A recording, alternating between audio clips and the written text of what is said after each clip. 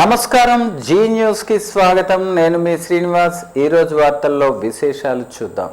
బీసీల హక్కులు సంక్షేమం కోసం జీవితాంతం పోరాడిన బహుజన నాయకుడు, స్వాతంత్ర సమరయోధుడు సర్దార్ గౌతు లచ్చన్న ఆశయాల సాధనకు కృషి చేయటమే ఆయనకు నిజమైన నివాళి అని జిల్లా కలెక్టర్ స్వప్నిల్ దినకర్ పుండ్కర్ అన్నారు. శ్రీకాకుళం అంబేద్కర్ ఆడిటోరియంలో నిర్వహించిన లచ్చన్న 117వ జయంతి వేడుకల్లో కలెక్టర్తో పాటు ఎమ్మెల్యే గొండు శంకర్, బగ్గు రమణమూర్తి, లచ్చన్న కుమారుడు గౌతు శ్యామసుందర శివాజీ పాల్గొని నివాళులర్పించారు. బీసీల హక్కుల కోసం లచ్చన్న చేసిన పోరాటాన్ని కలెక్టర్ కొనియాడారు. ఎమ్మెల్యే గొండు శంకర్ లచ్చన్న సేవలను స్మరించుకోగా, ఎమ్మెల్యే బగ్గు రమణమూర్తి ఆయన వద్ద రాజకీయ క్రమశిక్షణ నేర్చుకున్నానని తెలిపారు. లచ్చన్న చూపిన బాటలో సామాజిక సమానత్వం కోసం కృషి చేస్తామని శ్యామసుందర్ శివాజీ అన్నారు. అనంతరం విద్యార్థులకు ప్రతిభా పురస్కారాలు అందజేశారు. లచ్చన్న జీవిత చరిత్రపై ఫోటో ప్రదర్శన ఏర్పాటు చేశారు. నాన్నగారు అనేకటువంటి విప్లవ కార్యక్రమాలు ముందు చేశారు.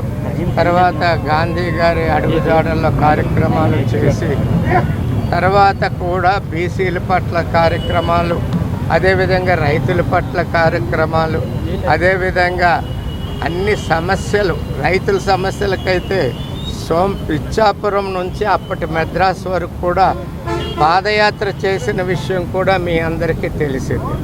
అనేక కార్యక్రమాల పట్ల నాన్నగారు చూపిస్తున్నటువంటి ఈ ఆదర అభిమానాలకి మా కుటుంబం తరఫున ఎప్పుడు ధన్యవాదాలు ఉంటాం. ఈ కార్యక్రమం రాష్ట్ర వ్యాప్తంగా కూటమి ప్రభుత్వం నిర్వహిస్తున్నందుకు చంద్రబాబు నాయుడు గారికి, పవన్ కళ్యాణ్ గారికి కూడా నా హృదయపూర్వక ధన్యవాదాలు తెలియజేసుకుంటూ, మరి ఈనాటి కార్యక్రమంలోని కలెక్టర్ గారు, ట్రైనీ కలెక్టర్ గారు పాల్గొన్నారు. అదేవిధంగా సోదరుడు స్థానిక ఎమ్మెల్యే గొండు శంకర్ అయితేనేమి, అదేవిధంగా బగ్గు లక్ష్మణరావు గారు కూడా వచ్చారు. బగ్గు రమణమూర్తి గారు, మాకిద్దరు పేర్లు కన్ఫ్యూజ్, బగ్గు రమణమూర్తి గారు కూడా వచ్చారు.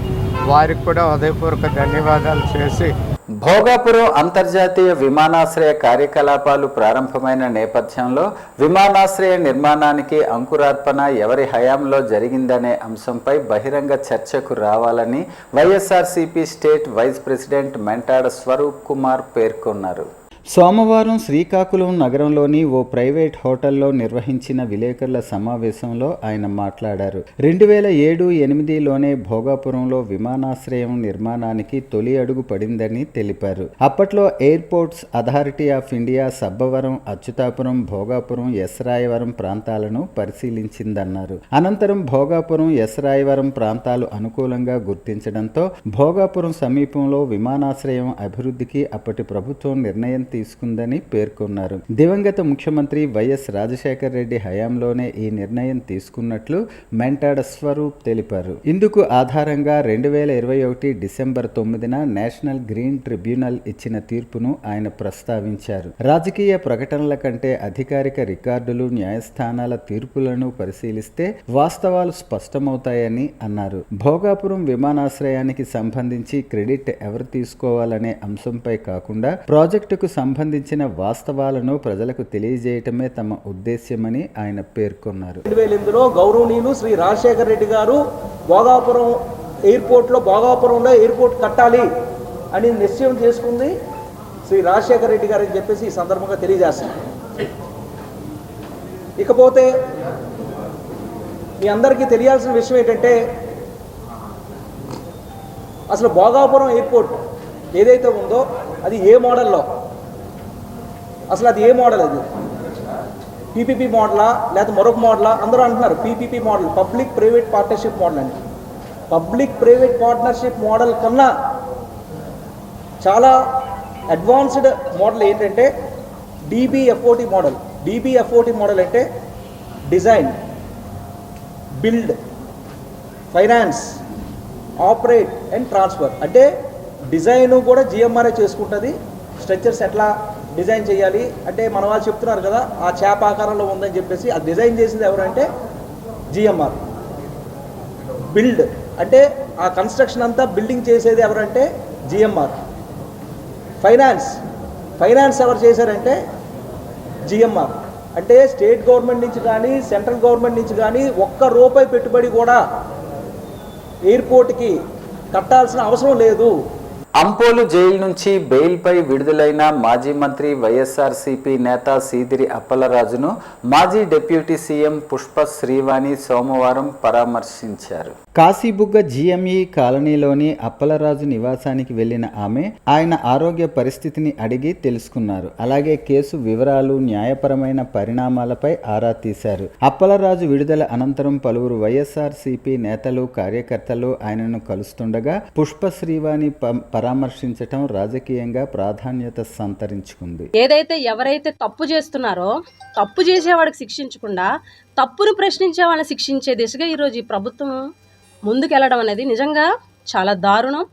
ఈరోజు పోలీసు వ్యవస్థ ఎంత దిగజారిపోయిందనంటే ఈరోజు మీరు చూస్తే గంజాయిని సరఫరా చేసే స్థాయికి పోలీసులే స్వయంగా వాళ్ళ వెహికల్లో గంజాయిని తరలించేటువంటి స్థాయికి ఈరోజు పోలీసు వ్యవస్థ దిగజారిపోయింది. ఇది కేవలం ఈ కూటమి ప్రభుత్వంలోని ఏదైతే ఈ రెడ్ బుక్ రాజ్యాంగంలో ఉన్నటువంటి భాగంగా రెడ్ బుక్ రాజ్యాంగంలోని ఉన్నటువంటి అంశాల దిశగా వీళ్ళు వెళ్ళడం వల్లే ఈరోజు ఒక్కొక్కటిగా ఈరోజు ఇలాంటి పరిస్థితులు ఎదురయ్యేటువంటి సిచ్యువేషన్ ఉంది. ఖచ్చితంగా మీరు ఏదైతే అనుకుంటున్నారో ఇలా అరెస్టులు చేసి భయపెడితే ప్రశ్నించే వాళ్ళు వెనక్కి తగ్గుతారు అనుకుంటున్నారేమో. మీరు ఎంత మమ్మల్ని అనగదొక్కాలనుకుంటే అంత రెట్టించిన ఉత్సాహంతో వైఎస్ఆర్ కాంగ్రెస్ పార్టీలో ఉన్నటువంటి ప్రతి కార్యకర్త కూడా మళ్ళీ జగనన్న గెలుపు కోసం, మళ్ళీ వైఎస్ఆర్ కాంగ్రెస్ పార్టీ జెండా ఈ రాష్ట్రంలోని మళ్ళీ జగనన్న ముఖ్యమంత్రి అయ్యే వరకు మేము అందరం కూడా ఇంకా రెట్టించిన ఉత్సాహంతో పనిచేస్తామని ఈ సందర్భంగా తెలియజేస్తూ ఏదైతే సీదిరి అప్పలరాజు గారి విషయంలో ఈ ప్రభుత్వం చేసిన విధానాలని తీవ్రంగా ఖండిస్తూ సెలవు తీసుకున్నాం. నరసన్నపేట ప్రిజం కాలేజ్ హాస్టల్లో ఉంటున్న 18 ఏళ్ల లండ లిఖిందర్ విద్యుత్ షాక్కు గురయ్యాడు. బట్టలు తీసే క్రమంలో ఇనుప గజం సమీపంలోని 11 kV విద్యుత్ వైరుకు తగలటంతో ప్రమాదం జరిగినట్లు సమాచారం. తోటి విద్యార్థులు వెంటనే ఏరియా ఆసుపత్రికి తరలించి ప్రథమ చికిత్స అందించారు. ప్రస్తుతం ప్రాణాపాయం లేదని 24 గంటల పాటు వైద్యుల పర్యవేక్షణలో ఉంచాలని వైద్యులు సూచించినట్లు సమాచారం. గారమండలం అబలవలస ఎంపీయూపీ పాఠశాలలో మద్యం సేవించి విధులకు వస్తున్నారని ఆరోపణలు ఎదుర్కొంటున్న ఉపాధ్యాయుడిపై విచారణ జరిపి తప్పు నిర్ధారణ అయితే కఠిన చర్యలు తీసుకోవాలని ఎస్ఎఫ్ఐ జిల్లా కమిటీ డిమాండ్ చేసింది. విద్యార్థుల భవిష్యత్తును దృష్టిలో ఉంచుకుని పాఠశాలలకు అర్హత కలిగిన పర్మనెంట్ టీచర్ను వెంటనే నియమించాలని కోరింది. శ్రీకాకుళం కలెక్టరేట్ గ్రీవెన్స్ కార్యక్రమంలో జిల్లా కలెక్టర్కు ఎస్ఎఫ్ఐ నాయకులు వినతి పత్రం అందజేశారు. అలాగే సంక్షేమ వసతి గృహాల్లో విద్యార్థి ప్రజా సంఘాలు, జర్నలిస్టుల ప్రవేశంపై జారీ చేసిన ఆ సర్క్యులర్ను వెంటనే రద్దు చేయాలని డిమాండ్ చేశారు. సమస్యలపై ప్రభుత్వం స్పందించకపోతే జిల్లా వ్యాప్తంగా విద్యార్థులను సమీకరించి ఆందోళనలను ఉధృతం చేస్తామని హెచ్చరించారు. ఈ కార్యక్రమంలో ఎస్ఎఫ్ఐ జిల్లా అధ్యక్షుడు డి చందు, కార్యదర్శి పి ఖగేష్, గర్ల్స్ కన్వీనర్ దివ్య, టౌన్ నాయకులు దివాకర్, అజిత్, ధరణి, కీర్తి తదితరులు పాల్గొన్నారు. ప్రభుత్వ పాఠశాలలు, కళాశాలల్లో పనిచేస్తున్న శానిటేషన్ వర్కర్లకు 4 నెలలుగా పెండింగ్ లో ఉన్న వేతనాలను వెంటనే చెల్లించాలని సిఐటియు జిల్లా అధ్యక్షులు సిహెచ్ అమర్నాయుడు, ఉపాధ్యక్షులు కె నాగమణి డిమాండ్ చేశారు.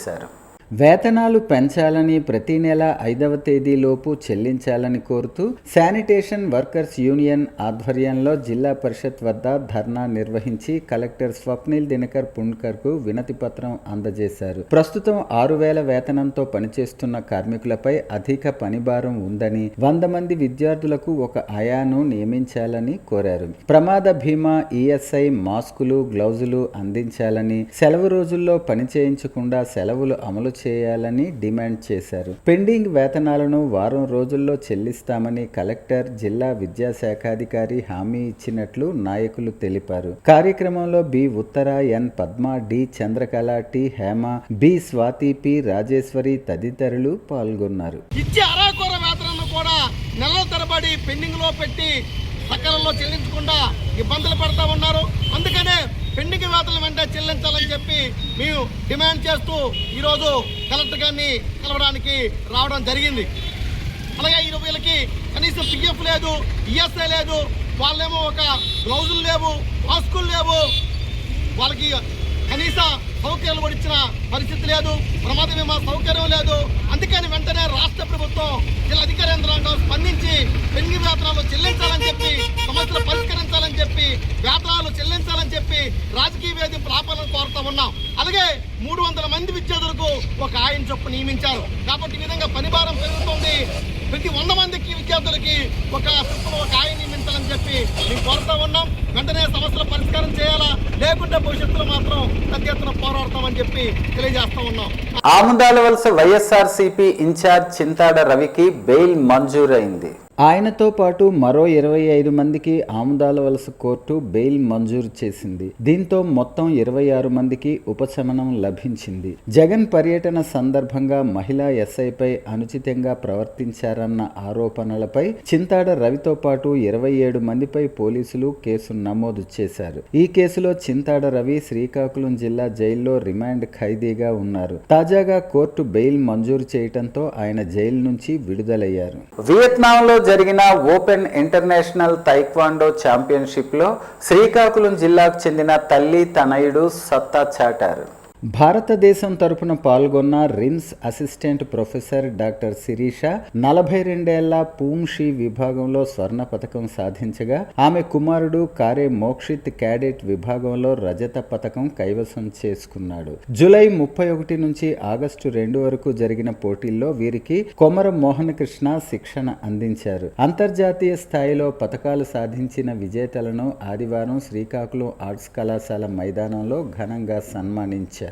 ఈ కార్యక్రమంలో taekwondo association of Srikakulam district ప్రధాన కార్యదర్శి కొమర భాస్కర్ రావు, ప్రముఖ gastrologist doctor Gondu Gangadhar, gynaecologist doctor హరిత, రిమ్స్ ఆసుపత్రి అసోసియేట్ ప్రొఫెసర్ డాక్టర్ కారే సంజీవ్ కుమార్ పాల్గొన్నారు. అలాగే జిల్లా ఎలక్ట్రానిక్ మీడియా అధ్యక్షులు శాసపు జోగినాయుడు, స్టార్ వాకర్స్ క్లబ్ నుంచి గేదెల ఇందిరా ప్రసాద్, ఇంజనీర్స్ అసోసియేషన్ రాష్ట్ర అధ్యక్షులు హారికా ప్రసాద్, రాజేష్, వాకర్స్ క్లబ్ సభ్యులు రెడ్డి సాయిరాం, తామాడ లోకేష్, శిక్షకులు లక్ష్మణ, కొమర మోహన కృష్ణ తదితరులు హాజరై విజేతలకు అభినందనలు తెలిపారు.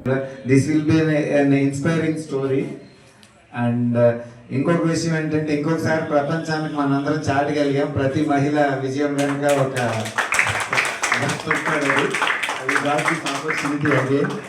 And great gesture and great responsibility by Sanjeev sir. ఇది కూడా మనందరం ఇన్స్పైరింగ్ గా తీసుకోవాలి. అది ఒక్కటే కాదు, ఇది కూడా తీసుకోవాలి ఆల్ ద హస్బెండ్స్.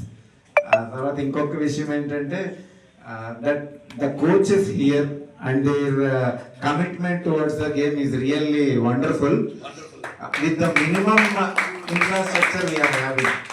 మేడం చెప్పినట్టు infrastructure is not comparable but coaching is beyond them. అంటే this is all because of their dedication and their sincerity. Thanks to the coaches very much and I congratulate the coaches also for this win. Thank you very much for giving me this opportunity. Uttarandhra ప్రజల చిరకాల స్వప్నమైన భోగాపురం ఎయిర్పోర్టుకు రాకపోకలు ప్రారంభమైన సందర్భంగా RR skating ఆధ్వర్యంలో ప్రత్యేక కార్యక్రమం నిర్వహించారు. Coach Ravi Narasimhamurthy పర్యవేక్షణలో ఏ రకుల్, ఎన్ అయాన్ శ్రీకాకుళం సింహద్వారం నుంచి ఉదయం 6 గంటలకు స్కేటింగ్ ప్రారంభించి భోగాపురం ఎయిర్పోర్టుకు మధ్యాహ్నం 12 గంటలకు చేరుకున్నారు. దాదాపు 6 గంటల పాటు స్కేటింగ్ చేస్తూ ఎయిర్పోర్టుకు చేరుకున్న రకుల్, అయాన్ తమ శ్రమను ఉత్తరాంధ్ర కళ సాకారమైన భోగాపురం ఎయిర్పోర్టుకు అంకితం చేశారు. ఈ సందర్భంగా కోచ్లు మాట్లాడుతూ యువతలో క్రీడా స్ఫూర్తిని పెంపొందించడంతో పాటు ఉత్తరాంధ్ర అభివృద్ధికి ప్రతీకగా నిలిచిన భోగాపురం ఎయిర్పోర్టుకు తమ అభినందనలు తెలిపేందుకే ఈ కార్యక్రమం నిర్వహించినట్లు పేర్కొన్నారు. డిఎస్సి నియామకాలపై వైకాపా నేతలు మాట్లాడే నైతిక హక్కు లేదని రాష్ట్ర వ్యవసాయ శాఖ మంత్రి కింజరాపు అచ్చెన్నాయుడు విమర్శించారు. శాసన మండలిలో డిఎస్సిపై మాజీ మంత్రి బొత్స సత్యనారాయణ చేసిన వ్యాఖ్యలకు మంత్రి కౌంటర్ ఇచ్చారు. 2019-2024 మధ్య అధికారంలో ఉన్న వైకాపా ఒక్క మెగా డిఎస్సి కూడా నిర్వహించకుండా నిరుద్యోగ యువతను మోసం చేసిందని ఆరోపించారు. కూటమి ప్రభుత్వం అధికారంలోకి వచ్చిన వెంటనే డిఎస్సి నోటిఫికేషన్ విడుదల చేస్తే ఆ ప్రక్రియను అడ్డుకునేందుకు వైకాపా 300 కోర్టు కేసులు వేసిందని విమర్శించారు. డిఎస్సిపై శాసన మండలిలో ఎప్పుడైనా చర్చకు సిద్ధమని, ప్రతి అంశానికి ఆధారాలతో సమాధానం చెబుతామని అచ్చెన్నాయుడు స్పష్టం చేశారు. వైకాపా 5 ఏళ్ల పాలనలో డిఎస్సిపై చేసిన పనులు, హామీలపై బుక్లెట్ను పంపిస్తామని, దాన్ని చదివి చర్చకు రావాలని బొత్సకు సవాల్ విసిరారు. ఉద్యోగాలు సాధించిన యువత భవిష్యత్తుతో రాజకీయాలు చేయొద్దని ఆయన హితవు పలికారు. శ్రీకాకుళం ప్రెస్ క్లబ్ భవనంలో 2వ అంతస్తులో అన్నా రైడర్స్ కార్యాలయంలో శ్రీకాకుళం మూవీ ఆర్టిస్ట్స్ అసోసియేషన్ సమావేశం నిర్వహించారు. ఈ సమావేశానికి cinema actors association of Andhra Pradesh organiser senior నటుడు గౌతమ్ రాజు ముఖ్య అతిథిగా హాజరయ్యారు. ఈ సందర్భంగా గౌతమ్ రాజు మాట్లాడుతూ శ్రీకాకుళంలో సినిమా రంగానికి ప్రత్యేక యూనియన్ ఏర్పాటు చేసి ఆర్టిస్టుల సమస్యలను సమిష్టిగా పరిష్కరించేందుకు కృషి చేయాలని సూచించారు. ఉత్తరాంధ్రలో నటీ నటులతో పాటు సినిమా రంగానికి వివిధ విభాగాలకు చెందిన ప్రతిభావంతులు పెద్ద సంఖ్యలో ఉన్నందున సినిమా పరిశ్రమను ఉత్తరాంధ్రకు తీసుకురావటానికి అందరూ కలిసి కృషి చేయాలని పిలుపునిచ్చారు. సినీ రంగానికి సంబంధించిన పలు కార్యక్రమాలను యూనియన్ ఆధ్వర్యంలో నిర్వహిస్తూ కళాకారులకు అండగా నిలవాలని ఆయన ఆకాంక్షించారు. సమావేశంలో శాంతారాం, సాయి సుధాకర్, జానీ మాస్టర్తో పాటు సిక్కోలు జిల్లాకు చెందిన పలువురు సినీ కళాకారులు పాల్గొన్నారు. రాగోల్లోని జెమ్స్ ఆసుపత్రిలో బ్రెయిన్ డెడ్ అయిన 37 ఏళ్ల ఉపాధ్యాయురాలు డి దేవికారాణి అవయవాలను ఆమె కుటుంబ సభ్యులు దానం చేసి పలువురికి ప్రాణదానం చేశారు. వైద్యుల సూచనల మేరకు కుటుంబ సభ్యుల అంగీకారంతో ఊపిరితిత్తులు, కాలేయం, మూత్రపిండాలు, కళ్లను అవయవ మార్పిడి కోసం దానం చేశారు. ఏపీ జీవన్ దాన్ ఆధ్వర్యంలో ఆగస్టు 16న అవయవాల సేకరణ ప్రక్రియ పూర్తయింది. దాత కుటుంబం చేసిన నిస్వార్థ సేవను ఎమ్మెల్యే గొండు శంకర్, జీవన్ దాన్ కోఆర్డినేటర్ డాక్టర్ మన్మథరావు అభినందించి సత్కరించారు. ఒకరి అవయవ దానం పలువురి ప్రాణాలను కాపాడుతుందని జెమ్స్ ఆసుపత్రి, జీవన్ దాన్ ప్రతినిధులు పేర్కొన్నారు. విద్యుత్ టవర్ల ఏర్పాటుకు భూ సేకరణ చేస్తున్న సమయంలో రైతులు నష్టపోతున్నారని ఆముదాలవలస ఎమ్మెల్యే కోన రవికుమార్ శాసనసభలో ఆందోళన వ్యక్తం చేశారు. టవర్లు, విద్యుత్ లైన్ల కోసం భూములు కోల్పోతున్న రైతులకు తగిన పరిహారం అందించాలని ప్రభుత్వాన్ని కోరారు. టవర్ బేస్ పరిధిలో పరిహారం పెంచినప్పటికీ విద్యుత్ లైన్లు వెళ్లే కారిడార్ భూములకు తక్కువ శాతం మాత్రమే పరిహారం చెల్లిస్తున్నారని తెలిపారు. లైన్ల కింద రైతులు చెట్లు పెంచటం, నిర్మాణాలు చేపట్టడంపై ఆంక్షలు ఉన్నందున భూమి యజమానులకు న్యాయం చేయాలని కోరారు. టవర్ కారిడార్కు ఇరువైపులా ఎన్ని మీటర్ల పరిధిలో నిర్మాణాలకు అనుమతి లేదో సభకు స్పష్టంగా తెలియజేయాలని సంబంధిత మంత్రిని ప్రశ్నించారు. 2013 భూసేకరణ చట్ట ప్రకారం అవసరమైన చోట భూసేకరణ చేపట్టి రైతులకు తగిన పరిహారం అందించాలని కోన రవికుమార్ డిమాండ్ చేశారు. మంత్రి గారికి నేను వేసే ప్రశ్న ఏంటంటే, మీరు ఏదైతే టవర్ కారిడార్ ఉన్నాయో ఎయిదర్ సైడ్స్ అంటే బోత్ సైడ్స్ కూడా ఎన్ని మీటర్ల వరకు ఎటువంటి కన్స్ట్రక్షన్స్ చేయకూడదు అనేది ఒకసారి ఈ సభ దృష్టికి తీసుకురావాలని చెప్పి గౌరవ మంత్రి గారిని ప్రశ్నిస్తున్నా అధ్యక్ష. అయితే recently what I came to know that కూటమి ప్రభుత్వం అధికారంలోకి వచ్చాక అధ్యక్ష ఈ 10% ఏదైతే 100% ఉండేటటువంటిది టవర్ బేస్ కాంపన్సేషన్ 200% చేశారు అధ్యక్ష. అలాగే 10% ఉండేటటువంటిది 30% ఆఫ్ ది ల్యాండ్ వాల్యూ అని చెప్పి చేశారు అధ్యక్ష. కానీ కన్స్ట్రక్షన్ అధ్యక్ష ఎన్ని మీటర్ల వరకు చేయనప్పుడు, మనం అనుమతించినప్పుడు మీరు ఎంటైర్ ల్యాండర్ కాంపన్సేషన్ పే చేయకుండా 30% అని అంటే మరి ల్యాండ్ ఓనర్స్ నష్టపోతూ ఉన్నారు కదా అధ్యక్ష. 2013 యాక్ట్ ప్రకారం ల్యాండ్ ఎక్విజిషన్ చేయాల్సినటువంటి అవసరం ఉంది అధ్యక్ష. ఇది గౌరవ మంత్రి గారు సమాధానం ఇవ్వాలని చెప్పి కోరుతాను. Andhra Pradesh working journalists union APWJ ఏర్పడి 70 సంవత్సరాలు పూర్తయిన సందర్భంగా రాష్ట్ర వ్యాప్తంగా ఉత్సవాలు నిర్వహిస్తున్నట్లు యూనియన్ నాయకులు నల్లి ధర్మారావు తెలిపారు. శ్రీకాకుళం నిర్వహించిన కార్యక్రమంలో ఏపీడబ్ల్యూజే చరిత్ర, జర్నలిస్టుల హక్కుల కోసం చేసిన పోరాటాలను గుర్తు చేశారు. జర్నలిస్టులకు లభిస్తున్న బస్ పాస్, అక్రిడిటేషన్, మరణ సహాయం వంటి ప్రభుత్వ గుర్తింపు, సంక్షేమ ప్రయోజనాలు ఏపీడబ్ల్యూజే పోరాటాల ఫలితమేనని పేర్కొన్నారు. జర్నలిస్టుల సంక్షేమంతో పాటు హక్కుల కోసం పోరాడే ట్రేడ్ యూనియన్గా సంస్థ కొనసాగుతోందని ఏపీడబ్ల్యూజే వ్యవస్థాపకుడు మానకొండ చలపతి శ్రీకాకుళం జిల్లా జిల్లాకు చెందిన ప్రముఖ జర్నలిస్టు కావటం గర్వకారణమన్నారు. భవిష్యత్తులోనూ జర్నలిస్టుల కోసం పలు కార్యక్రమాలు చేపడతామని తెలిపారు. అనంతరం జడ్పీ గ్రీవెన్స్ లో జిల్లా collector Swapnil Dinakar Pundkar cake cut చేసి జర్నలిస్టులకు ఆహార పొట్లాలు పంపిణీ చేశారు. ఈ కార్యక్రమంలో electronic media president Paidi Balakrishna, vice president Modalavalasa Vasu, VS Naidu, RTV Naidu తదితరులు పాల్గొన్నారు. అలాగే అలపాటి సురేష్ కుమార్ గారిని ఆంధ్రప్రదేశ్ ప్రభుత్వం మీడియా అకాడమీ చైర్మన్గా నియమించింది. ఇది ప్రభుత్వాల దగ్గర ఈ యూనియన్కు ఉన్న గుర్తింపు గౌరవంగా మనవి చేస్తూ, ఈ చరిత్రాత్మకమైన యూనియన్ వ్యవస్థాపకుడు మానుకొండ చలపతిరావు గారు, ఆయన శ్రీకాకుళం జిల్లాకు చెందిన గొప్ప జర్నలిస్ట్ కావడం, ప్రత్యేకంగా ఈ శ్రీకాకుళం జిల్లా, ఉత్తరాంధ్ర జిల్లాల వాళ్ళందరూ జర్నలిస్టు అందరూ గర్వించదగిన విషయంగా నేను భావిస్తూ, మా ఏపీడబ్ల్యూజే ఈ కృషి ఇది సంక్షేమ సంస్థ మాత్రమే కాదు, పోరాట సంస్థ, ట్రేడ్ యూనియన్ అనేది కార్మిక సంస్థ. భవిష్యత్తులో కూడా అనేక కార్యక్రమాలు చేసే ప్రణాళికలో ఉన్నాము. ప్రత్యేకంగా శ్రీకాకుళం జిల్లాలో 75 సంవత్సరాలు ఈ జిల్లా పుట్టి 75 సంవత్సరాలు పూర్తయిన సందర్భంగా ఈ ఏడాది పొడుగున వివిధ ప్రాంతాల్లో జిల్లాల్లో ఈ 75 సంవత్సరాల శ్రీకాకుళం జిల్లా ఏం సాధించింది, ఇంకా ఏం సాధించాల్సి ఉంది అనే అంశం మీద సరస్సులు పెట్టాలని నిర్ణయించడం జరిగింది. ఈ కార్యక్రమాన్ని జయప్రదం చేసిన గౌరవనీయ కలెక్టర్ గారికి, మిగతా జర్నలిస్టులు, మీడియా సోదరులందరికీ హృదయపూర్వక ప్రజా ఫిర్యాదుల నమోదు పరిష్కార వేదిక సోమవారం శ్రీకాకుళం జిల్లా పరిషత్ సమావేశ మందిరంలో నిర్వహించారు.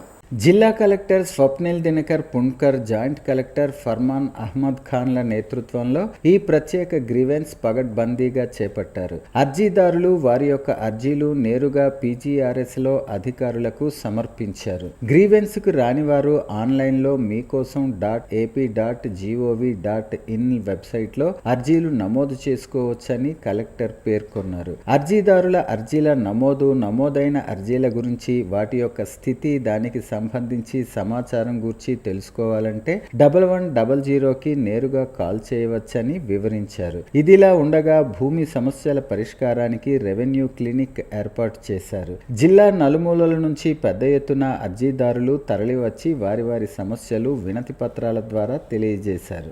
సుప్రసిద్ధ అతి పురాతన కాలంలో వెలసిన సాలిహుండా గ్రామంలో ఉన్న బౌద్ధ ఆరామాలను శ్రీలంక నుంచి వచ్చిన 2 బౌద్ధ భిక్షువులు ప్రత్యేక పూజలు చేశారు.